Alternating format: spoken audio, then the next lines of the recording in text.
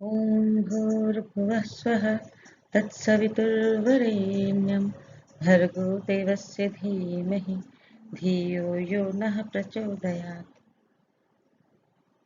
नमस्कार मित्रों, आज हम बात करने जा रहे हैं परम पूज्य गुरुदेव की पुस्तक ईश्वर से साझेदारी हर दृष्टि से नफे का सौदा। भगवान के पार्टनर बने और अनुग्रह वरदान प्राप्त करें। हम सभी भगवान से अपनी अपनी मनोकामनाओं के लिए प्रार्थना करते हैं। हम चाहते हैं कि भगवान की कृपा दृष्टि हमारे ऊपर बनी रहे, लेकिन भगवान की कृपा दृष्टि हम पर कैसे बनेगी? उसके कुछ सूत्र हैं, कुछ सिद्धांत हैं। जैसे कि अगर आपको घर बनाना है और आपको होम लोन की आवश्यकता है, तो आप जब बैंक के पास जाएंगे तो बैंक सबसे पहले चेक करता है कि क्या आपकी पात्रता है कि आपने जो लोन लेने जा रहे हैं उसे आप चुका सकेंगे। न केवल मूलधन, ब्याज सहित चुका सकेंगे। जब आप अपनी पात्रता सिद्ध करते हैं तब जाकर आपको बैंक लोन देता है। इसी तरह ईश्वर का अनुग्रह भी केवल उन्हीं को मिलता है जो अपनी योग्यता और पात्रता सिद्ध करते हैं। बैंक में अगर आप पैसा जमा करेंगे तभी तो उसका इंटरेस्ट, ब्याज आपको मिलेगा। अगर आपने अपना अकाउंट ही नहीं खोला है तो ब्याज किस आधार पर मिलेगा? तो आप भगवान के साथ साझेदारी कैसे कर सकते हैं? इस पर एक कहानी है। सत्यनारायण व्रत कथा तो आप लोगों ने बहुत सुनी होगी। सत्यनारायण व्रत कथा को हम आज के आधुनिक समय के अनुसार आपको बताने की कोशिश कर रहे हैं। ध्यान दीजिएगा। एक बार क्या हुआ कि नैमिषारण्य की संसद में 88,000 ऋषियों ने प्रश्न किया कि विभिन्न दुख से दुखित जन किस प्रकार अपना कल्याण करें। सूत जी उस संस्था को संचालित कर रहे थे। जब उनके पास यह प्रश्न आया तब उन्होंने कहा कि मैं इसके लिए आपको भगवान विष्णु और नारद जी के बीच हुआ इसी विषय पर संवाद सुनाता हूँ। एक बार कलयुग में नारद जी पृथ्वी में घूमने आए। पृथ्वीवासियों की रिद्धि सिद्धि देखकर, यानी मैटेरियल और साइंटिफिक ग्रोथ देखकर वो बहुत प्रभावित हुए। उन्होंने गौर से निरीक्षण किया, देखा कि बाहर चाहे कितनी भी गर्मी हो, लोगों के घर में एसी हैं। दूर की दृष्टि के लिए अब उन्हें आज्ञा चक्र जागृत करने की आवश्यकता नहीं है। एक टीवी ले आते हैं, घर बैठे भारत में बैठकर अमेरिका का समाचार प्राप्त हो जाता है, अमेरिका में बैठ के भारत का समाचार प्राप्त हो जाता है। किसी से बात करना है तो टेलीपैथी की जरूरत नहीं है, केवल एक फोन घुमाओ और बात कर लो। चलने के लिए घोड़े के पीठ पर बैठकर धूप सहने की आवश्यकता नहीं, 4 व्हीलर कार में चले जाओ।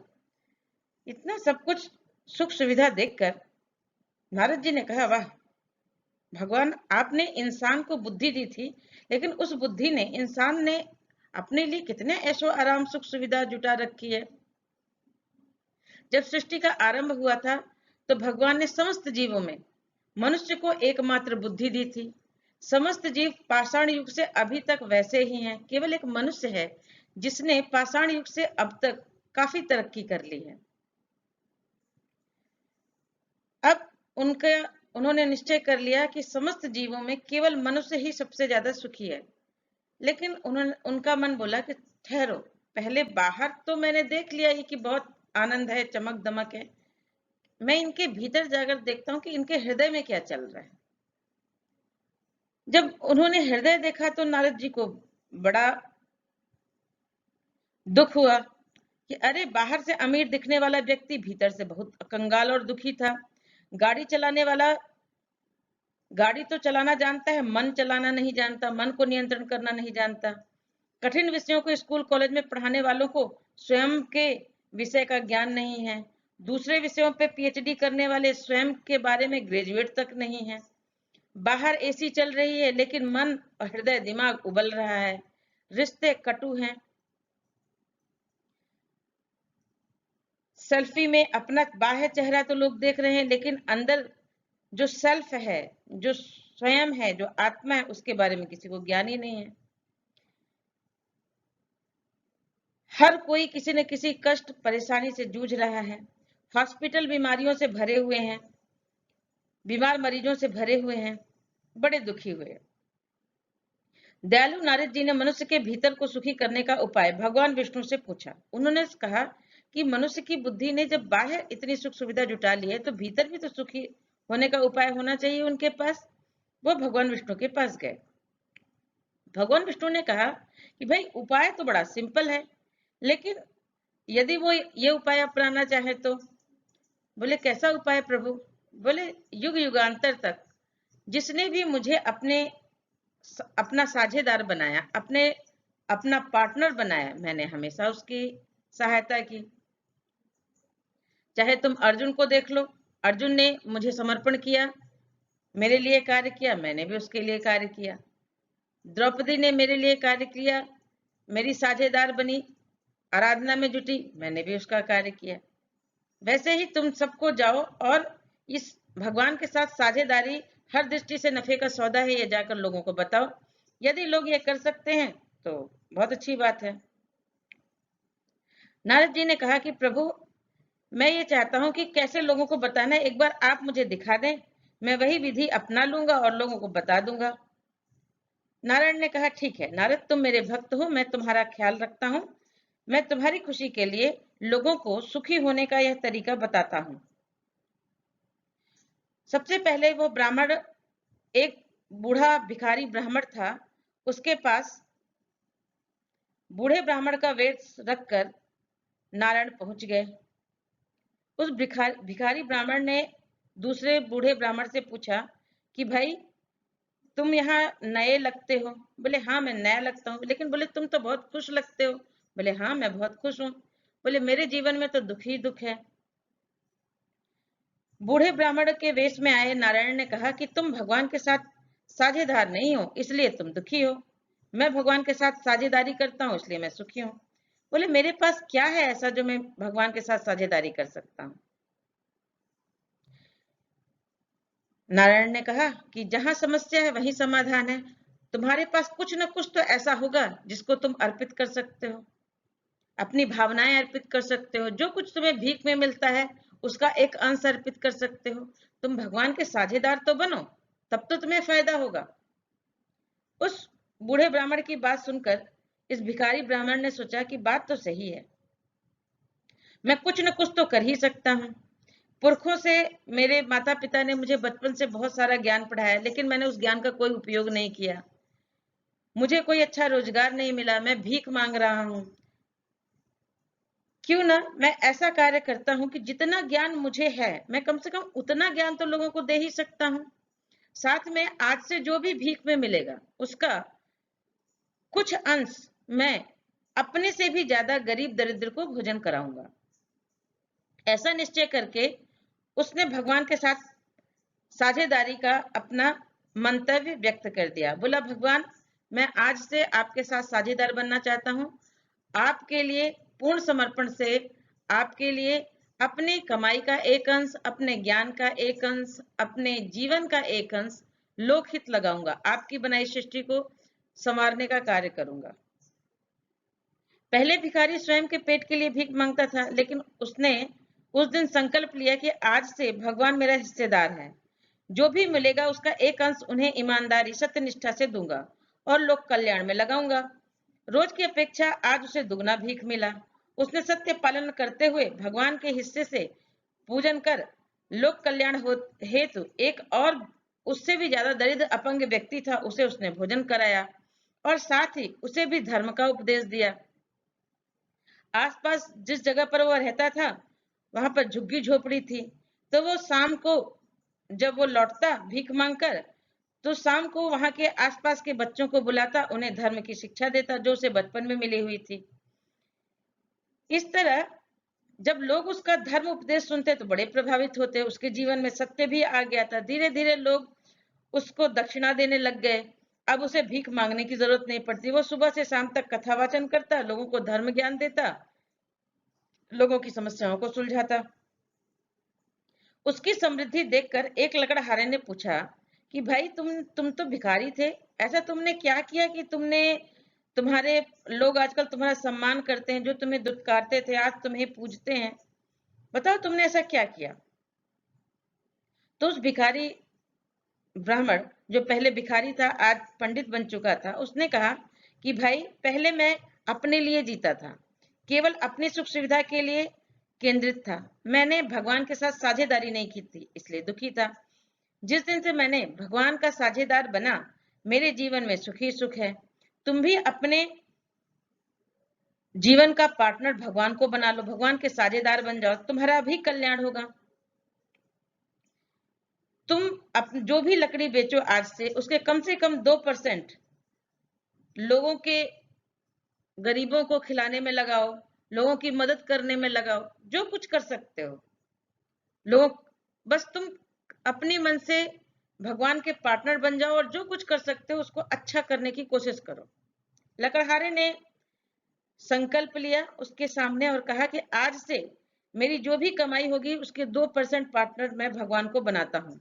नित्य 2 संध्या में गायत्री साधना करूंगा और पूर्णिमा का व्रत करूंगा, और जो भी दुखी दरिद्र मुझसे भी अधिक मिलेगा, मैं उसकी मदद अवश्य करूंगा।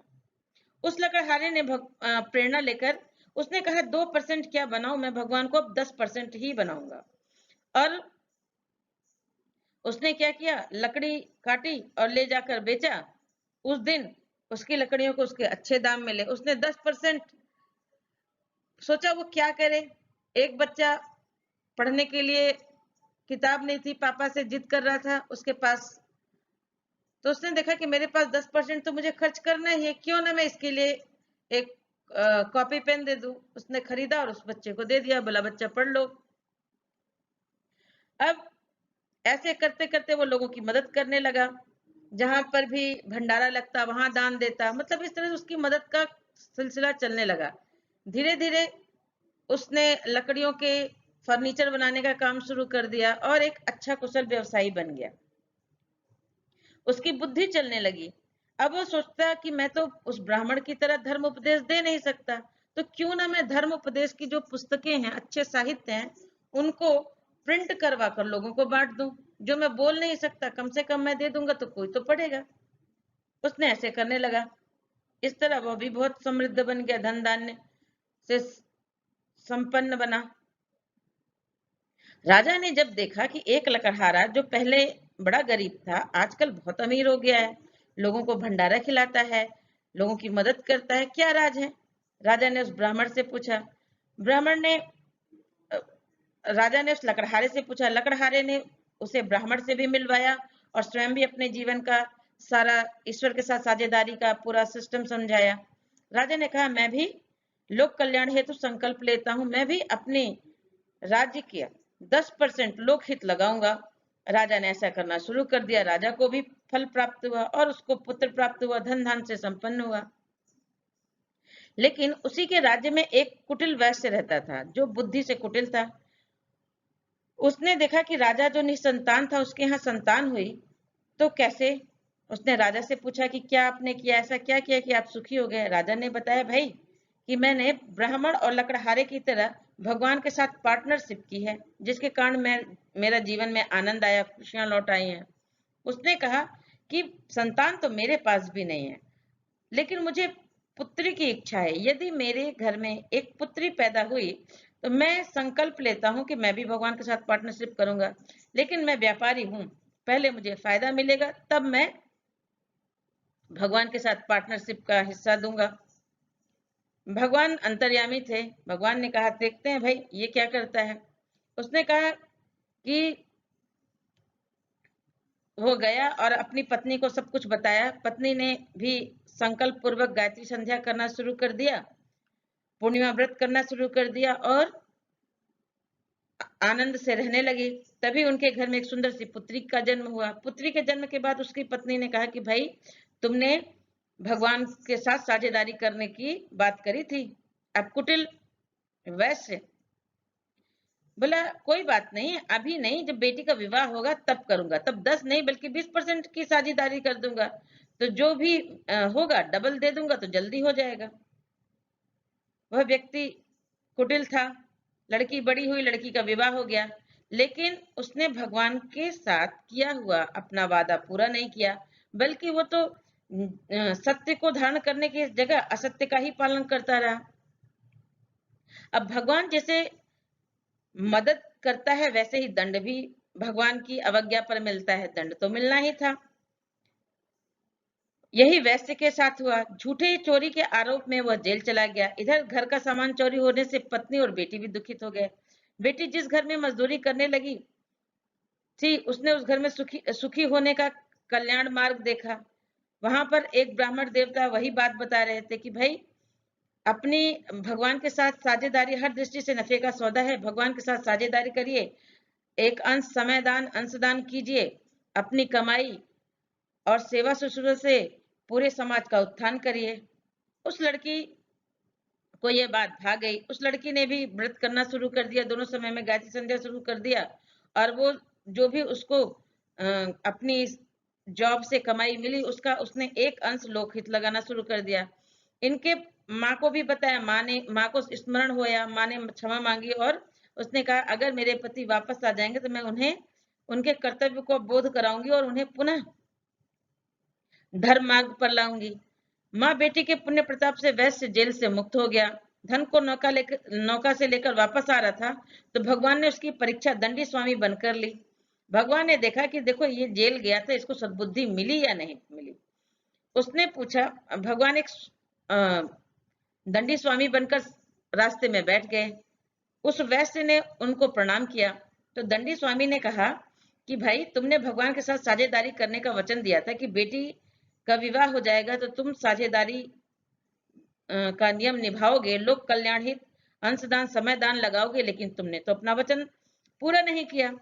वैश्य ने कहा कि क्या करूं महाराज, मेरी तो कोई इनकम ही नहीं हुई, जबकि उसके नाव में सोने चांदी बहुत सारा धन भरा हुआ था। तो उन्होंने दंडी स्वामी ने कहा तो तुम्हारी नाव में क्या है? बोले मेरे नाव में धन नहीं है, सिर्फ बेल पत्ते हैं। दंडी स्वामी ने कहा तुम्हारा वचन सत्य हो। थोड़ी देर में दामाद रोता हुआ वैश्य के पास आया। बोला न जाने धन कैसे पत्ते बन गए, अब कोई धन नहीं है, वहां तो बेल पत्र हैं, लेकिन ससुर जी ये बताइए कि बेल पत्र कैसे आए? तब जब तक इंसान को दुख न मिले, इंसान की अक्ल ठिकाने नहीं आती। अब तो वैश्य सिर पीट कर रोने लगा। जैसे ही दुख मिला, वैश्य की बुद्धि शुद्ध हो गई, वो क्षमा मांगने लग गया। दंडी स्वामी के पास आकर क्षमा मांगने लगा। बोला कि बताइए मैं क्या करूं, मुझसे भूल हो गई, मैंने जो संकल्प लिया था मैंने उसको पूरा नहीं किया। तब दंडी स्वामी ने कहा कि यहाँ पर एक गरीब बच्चों का स्कूल बन रहा है, अपनी कमाई का 10% हिस्सा जाओ वहां दान करो और साथ में वहां सश्रम मेहनत से करके उस स्कूल को पूरा करने में मदद करो, जिससे भगवान तुम्हारे ऊपर प्रसन्न हो। इधर उसने वैसा ही किया और धन को लेकर सकुशल अपने घर आया।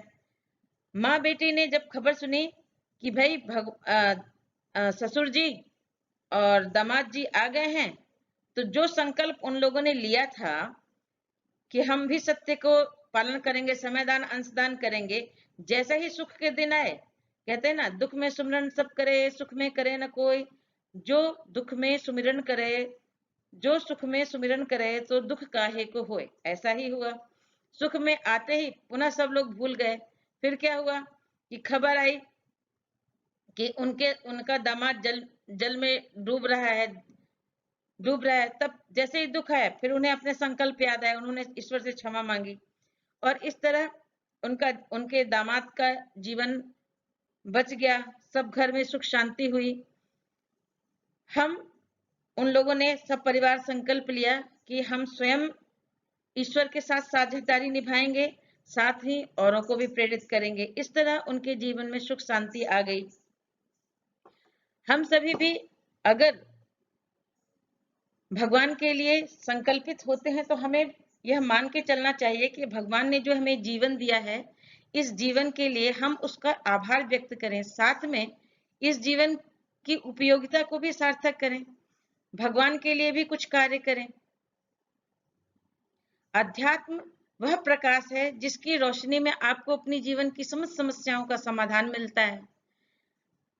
अपने भीतर अध्यात्म को जगाना और ईश्वर पर विश्वास रखना, यह दोनों वह कार्य हैं जिससे आपकी आत्म ऊर्जा को बल मिलता है, आत्मविश्वास बढ़ता है, आप गलत रास्ते में जाने से बचते हैं, जीवन के भटकाव समाप्त होते हैं।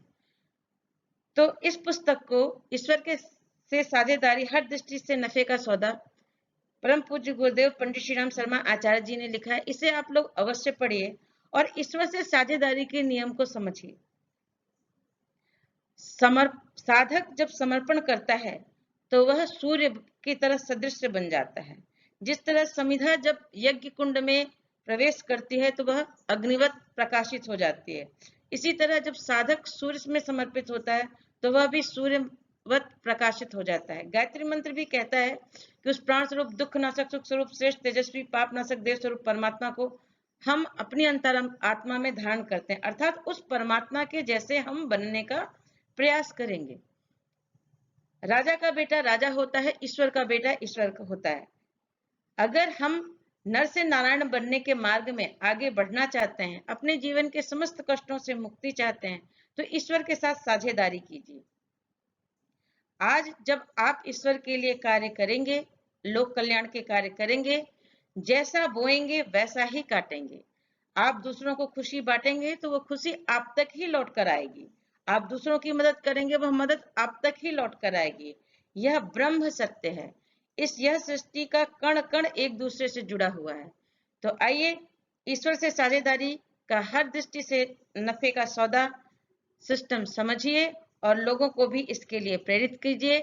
सत्यनारायण व्रत कथा भी हमें यही बताती है कि ईश्वर के साथ साझेदारी हर दृष्टि से नफे का सौदा है। भगवान के पार्टनर बने, अनुग्रह वरदान प्राप्त करें। जो भगवान के लिए आज कार्य करेगा उसे ही कल मदद मिलेगी।